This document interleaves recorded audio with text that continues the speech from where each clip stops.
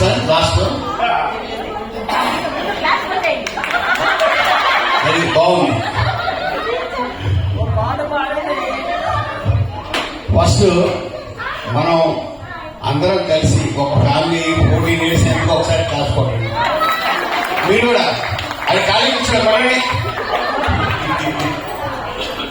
ఏం లేదు ఫ్రెండ్స్, పెళ్లి కాకముందు ఒక జీవితం, పెళ్లి అయిన తర్వాత ఒక జీవితం.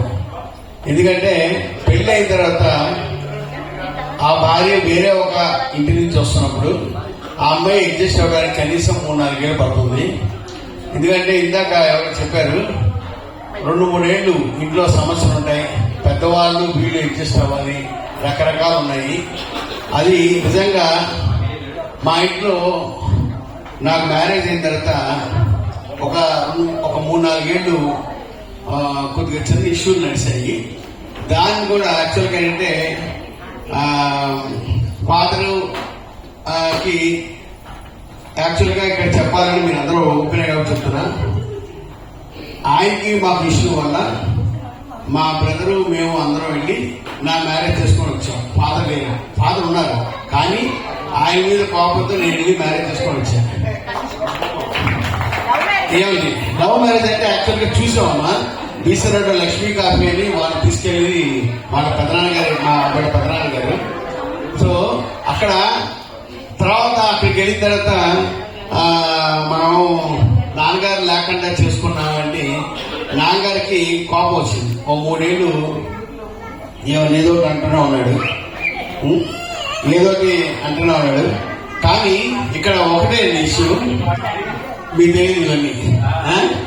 ఇక్కడ ఏంటంటే తను యాక్చువల్ గా అడ్జస్ట్ అయ్యింది. అక్కడ గ్రేట్ ఏంటంటే నిజంగా చాలా మంది ఏంటంటే ఇష్యూలు వస్తాయి కదా అని మా ఇంటికి వెళ్ళిపోతాం, అది వెళ్ళిపోతాం అని రకరకాలు జరుగుతుంటాయి. కానీ తను ఏంటంటే యాక్సెప్ట్ చేసింది. ఆల్మోస్ట్ 10 years 97లో నా మ్యారేజ్ అయింది. 2009లోనే ఇప్పుడు నాన్నగారు ఎక్స్పైర్ అయిపోయారు. ఆ లాస్ట్ 2 years వరకు కొద్దిగా నాన్నగారు దీంతో బాగా రిలేషన్ ఒక మా ఇంట్లోనే ఉండేవాళ్ళు. ఎందుకంటే బ్రదర్ సపరేట్గా ఉండేవాడు, నేను ఉండేవాడిని. నిజంగా నేను అందరి ముందు చెప్తున్నా, నిజంగా నాకు బెస్ట్ వైఫ్ అండి. ఎందుకంటే నాకు కోఆపరేషన్ ఇచ్చింది. ఎన్ని ఇబ్బందులు ఉన్నా సరే నాకు అడుగడుగున తను హెల్ప్ఫుల్ గా ఉంటుంది. తర్వాత మా నాన్నగారు వెళ్ళిపోయిన తర్వాత ఈ కిట్టీలు ఇవన్నీ చేరిన తర్వాత ఏమయ్యా అంటే కొద్దిగా మారింది, వర్షం మారింది. అర్థం వల్ల అంతకుముందు బాగానే ఉండేది, ఇప్పుడు బాగానే అంటే ఏమంటే ప్రేమతో. అంటే తర్వాత ఇంకోటి కూడా చెప్పింది, నిన్ను మటుకు యావండి అని పిలవను, మధు అని పిలుస్తాను. ఓకే కానీ అన్న అంటే అది కాలేదు అన్నా, కోపం వస్తే అలాంటి ఏదో వస్తాయి. నేను ఎవరు చెప్పలేదు కానీ వాస్తవం ఫేస్ చేస్తా అది. సో ఇక్కడ ఏంటంటే ఆ రిలేషన్ మనందరం ఏంటంటే ఒకళ్ళకొకళ్ళు అడ్జస్ట్ చేసుకొని వెళ్తున్నాము. ఇక్కడ మెయిన్ మనకు ఒక్కటే, మనందరం వేరే క్లాస్ కొట్టాలని.